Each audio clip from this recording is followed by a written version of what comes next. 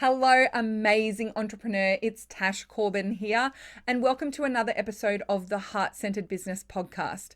This is episode number 228, which means you can find all the relevant links and show notes over at tashcorbin.com/228.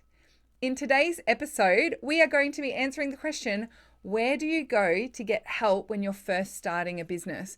And how can you launch that business really successfully? So this is going to be really pertinent for those of you who are in the early stages of business and you're really wanting to make sure that you are getting to sustainability and profitability in your business quickly. Let's dive in. I'm Tash Corbin, and this is the Heart Centered Business Podcast. When it comes to starting a business, and especially one online, there are so many options. There are different options around the strategies you use, the channels that you focus on, the products and services that you offer, what you call yourself, the model of business that you might use, the gurus and mentors that are all out there trying to tell you that they are the perfect person to help you get your business off the ground. And that can lead to a lot of overwhelm, and you can often get into the space of not knowing what to do because you've got too many options in front of you. So who do you turn to for help, and how do you decide where you're going to get your startup advice from? And especially if you're looking to hire a mentor, work with someone, buy a course, or have someone help you with this process, how do you choose someone that you are going to invest in working with? So what I wanted to do today was break it down into 6 pieces of the decision-making process and why I think these are really important for startup especially. When you are launching a business, there are a lot of decisions that need to be made. Now, before I go through these 6 decision points, I also just want to start by saying that I think it's important when you're in startup not to have too many experts that you're following at once. Yes, I think you explore when you're first starting out to look for all the possibilities of who might really resonate with you and who's a great mentor, who could really help you, who specializes in your industry. But then I think it's important to make a decision and really focus down rather than overwhelming yourself and spreading yourself thin. I know a lot of women who in startup followed 15, 20 different people, and all that did was left them going round and round in circles because sometimes the advice they were getting was conflicting and sometimes the priorities were conflicting. All said that you need to grow your list, but some said to do it early and some said to wait until you had messaging clear. And all of that confusion just winds up with you doing a lot of work, but not making a lot of progress. So yes, explore, but I think when you're in startup, it's important to just really focus down on working with 1 to 3 mentors max in a range of different ways if you want to, but really keeping it quite narrow.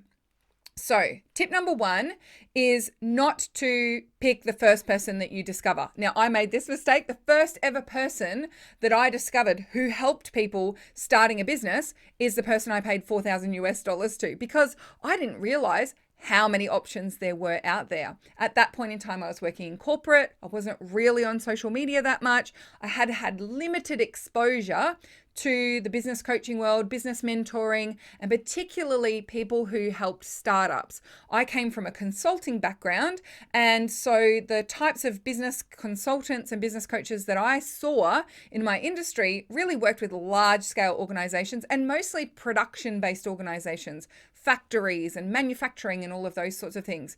So take some time to explore at first and don't just sign up with the first person that you like or the first person that says something that resonates with you. I think it is important to have a period of exploration and just getting to know some people. Now, this kind of ties in with part 2 as well, which is paying attention to their sales process and their content. When you are listening to this person's podcast, how does it make you feel? When you go through the email sequence of getting to know someone, signing up for something of theirs that's free, how does that email sequence feel? What language do they use when they're speaking to you? Do you feel empowered in that process, or do you feel like you're so far behind, you're totally freaked out, and there's no way you're going to succeed unless you hire this person immediately? When you are going through that sales process, you are experiencing what they are going to teach you. And if you don't like that experience, or if that experience leaves you feeling a little bit uneasy or traumatized, then chances are you're not going to implement what they teach you because you're not going to want to make other people feel that way. So whenever I'm looking to work with a mentor, buy a new course, buy a membership program, or jump into a mastermind, the first thing that I do is I go to someone's podcast and I go to their website and I sign up for 2 or 3 different things. And I observe over the next few weeks what that email onboarding process is like, how that person makes me feel. If I can go to a webinar or a challenge or listen to a video training of theirs, I will do that as well to see how much they truly put into their content and how much they're just using it as a long-winded, fear-inducing sales process. And if they do that to me, then I'm not going to buy from them because I don't want to learn those strategies and use them on other people. Often, the success that those people have achieved is because they have wholeheartedly adopted a fear-based marketing practice. Even if they don't realize that they have, a lot of people have learned sales and marketing from other people who've built it on fear-based marketing and they've learned it from other people. And so even I've seen marketing coaches and people who are mentoring people in business, and they say, I don't teach fear in the sales process. I do it all as empowered and feminine sales processes. But when you see what it is completely using neuro-linguistic programming and manipulative fear-based tactics to get you to buy the thing. They just don't realize it because they're not discerning as to what they're doing to people in their sales process. So tip number 2 is pay attention to the way they sell to you and how it makes you feel. Do you feel like, yeah, I can do this and I'm so excited to be here? Or do you feel like, oh, I need to buy something in order to be able to make it? And that's a big indicator of how they're going to teach you and therefore the way you are going to make your audience feel as well. Number 3, and this is a little bit controversial, but I am very passionate about working with someone who wants to work with you where you are and working with business strategies, mentors, programs, courses that are appropriate for where you are, not where you want to be.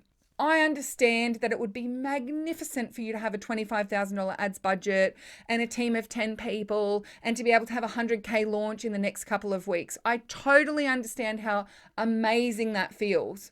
But if you still don't have clarity on what your business model is or your ideal marketing strategy or a list of people, or you don't have the budget for that, then signing up to work with someone who expects you to have that budget, who expects you to have that level of support, is actually going to create a big gap for you that you're not going to be able to fill. And I've even had it myself where I've facilitated some more intermediate and advanced programs and masterminds, and people have joined and said, oh, well, I'm not there yet, but I'm going to work really hard and I'm going to catch it up and I'm going to do all of the things.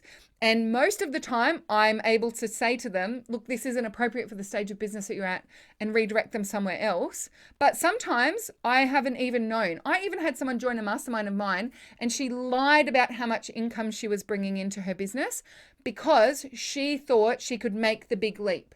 And when it came down to it and the strategies I was teaching and the things that we were trying to do, she didn't have the solid foundations to actually get the results. And we ended up having a conversation and she ended up moving into something else with me. But there are so many people who do this to themselves. They want to be ready to sell and promote and launch courses. They want to be ready to invest thousands of dollars in Facebook ads. They want to be ready to hire a team of 6 people, but they're not ready and they buy programs that are too far beyond their stage of business. If you are still in the early startup stages of business, if you don't have consistent flow of audience members into your social media strategy, if you don't have a consistent growth of your mailing list, if you don't have consistent sales coming in, if you don't have confidence in your messaging and your marketing, if you don't have confidence in the niche that you've selected and the model that you're building on, then jumping into advanced programs is going to really highlight the holes in your foundations. And I have people come to me about the takeoff program in particular, and they say, well, I've been in business for 18 months, so I'm not really in startup, so I don't think the takeoff program is for me. Do you have something else? And when I ask them questions about, okay, well, where do most of your clients come from? Oh, well, it's really just word of mouth referrals. And how many followers do you have on social media? Oh, I've got a couple of hundred. And how often do you send out your newsletter? Oh, I don't send an email out consistently. Okay. And they don't have those foundations in place. And so I have had to stop saying that the takeoff program is for startups, because for a lot of people, they go, well, I'm not in startup. And instead I say it's really nailing your business foundations, and it's getting you to the point where you're making that consistent 5 to 8K per month, because so many people want to believe that they're not in startup anymore, when really they still are, in terms of building their online marketing system, in terms of building their presence online, in terms of nailing their attraction and conversion strategies for their clients. So really, I want to encourage you as much as possible to work with mentors who specialize in helping you where you are, not pretending that you're miles ahead, and because you think that you can leap into that without having those foundations in place. And I always ask when I'm joining a program, and this is point number 4, what are the prerequisites for this? What are your assumptions about where I'm at in joining this particular program? What do I need to have in place to make this program really work well? And, it's really disappointing to me. Sometimes I've been sold things where they say, oh, no, it's okay. It's just for every stage of business. And then you jump in and they're operating from the assumption that you can spend $4,000 a month on Facebook ads.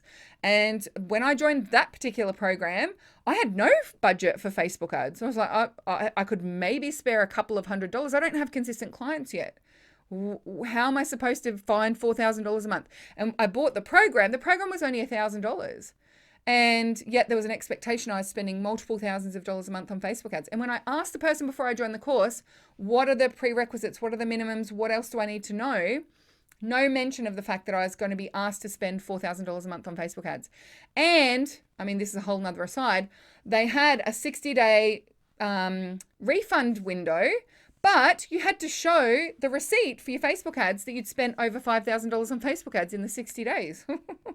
How is that a refund window? Anyway, that's a whole nother conversation, isn't it? So number 4, what are the prerequisites? What are the assumptions that you make about my business and what I have in place in order for what we do to work?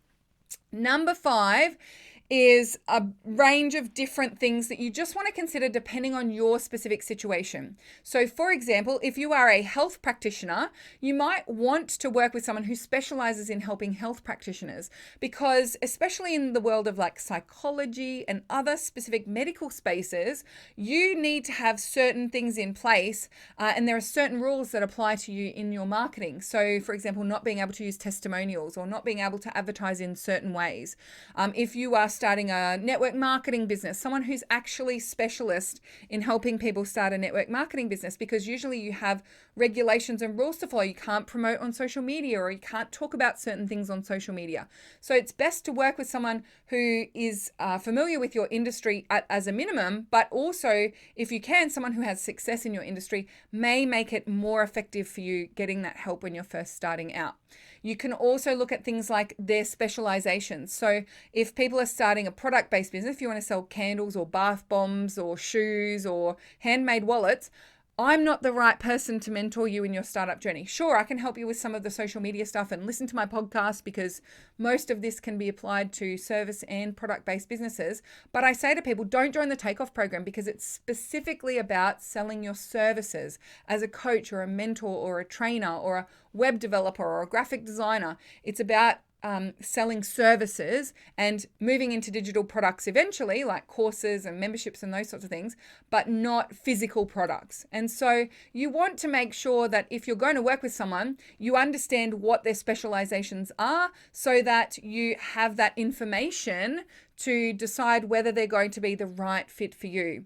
You can also look for things like their results in their own business or results of their clients, social proof, testimonials, those sorts of things. But I give about a 0.5% weighting to social proof results and testimonials these days, because a lot of coaches are out there telling people to fake it. And I even discovered, it was very disappointing, someone was saying that they'd made $100,000 in sales for the month. And when I reached out and said, well done, you can get that new car now, because we'd been talking about the car she wants to get. She's like, oh, well, actually, I got a free spot in a $50,000 program as a deal for letting someone else into my program. So it wasn't actually in cash. And I was like, why are you saying that on social media if that's not actually the thing that you've achieved? There's always like an asterisk against things. So I don't pay a lot of attention to results, social proof, those kinds of things. If I can see someone that I know has done that program, I'll reach out to them privately and ask what their experience was. I'll ask very specific questions. I won't just say, what did you think of it? I will ask questions like, how long were you in the program? What specifically did you build as a result of the program, and what were the results that you got? So I get specific when I ask. I don't just ask if they like it, especially if the person is an affiliate for it. Then it's in their best interest to say, oh, I loved it, it was amazing, but they don't actually tell you what they did. I asked someone recently about a program and I said, what did you think? So, oh, it was amazing. I totally love it. Just brilliant. And then I said, okay, and how long were you in it? Like, what did you do? She's like, oh, well, I only really did the first 2 modules, but it was just being in the community and surrounded by amazing people and da-da-da. And for me, that wasn't what I was looking for. I was actually looking for some step-by-step guidance. So really do, if you're going to ask someone about it, ask the key questions so that you can get some really useful information about whether it's the right fit for you or not. And then the final piece of advice that I have about getting support, particularly when you're in startup, is to get clear. Do you want alignment or do you want difference? So for example, I am a raging extrovert and quite happy on camera and those sorts of things. And some people come and work with me because they're the same and they know that they can work with me, and the strategies that I teach, they'll closely aligned to who they are and what they can do.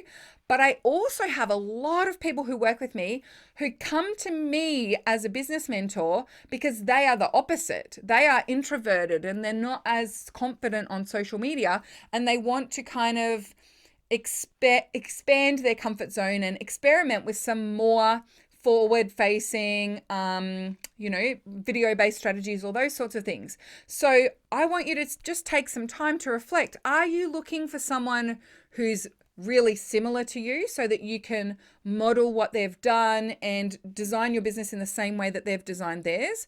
Or are you looking for someone who's a little bit different? And this is where I think having 1 to 3 people that you follow closely in your startup journey and that maybe you work with in your startup journey can be really helpful. You can have someone who's like you and you can have someone who's the opposite of you.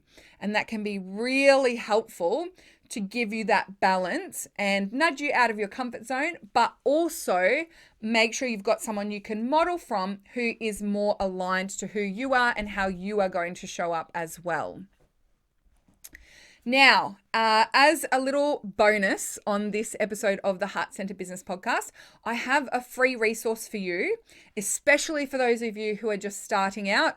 And when I say starting out, I don't mean you've been in it for 10 minutes. I mean that you still don't have that consistency of your processes in terms of marketing online. You haven't got the results from marketing online. You don't have the scalability of marketing online.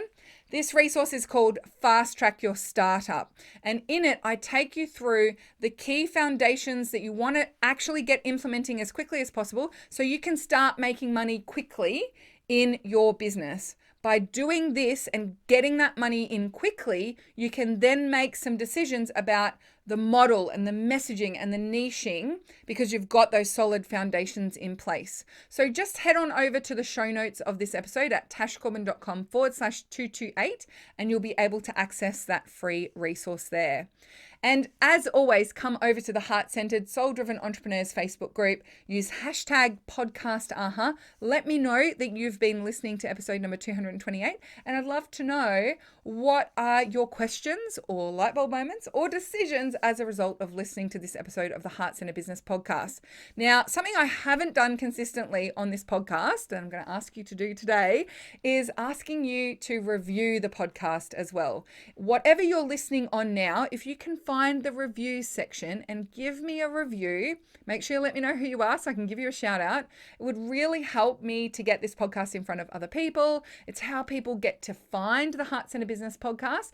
And of course, it's always some really good feel, warm, fuzzy vibes to get people's review and feedback on the podcast as well. Thank you so much for joining me for this episode of the Heart Centered Business Podcast. Until next time, I cannot wait to see you shine. Would you like more tips, tools, and resources to help you grow your heart-centered business? Head to tashcorbin.com today.